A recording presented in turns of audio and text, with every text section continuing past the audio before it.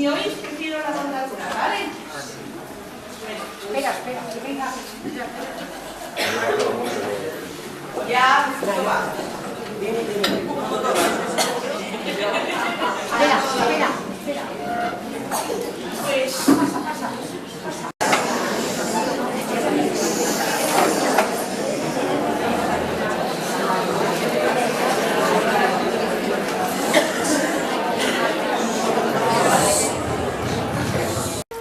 Hoy es especial, alegría y pena, vida y muerte,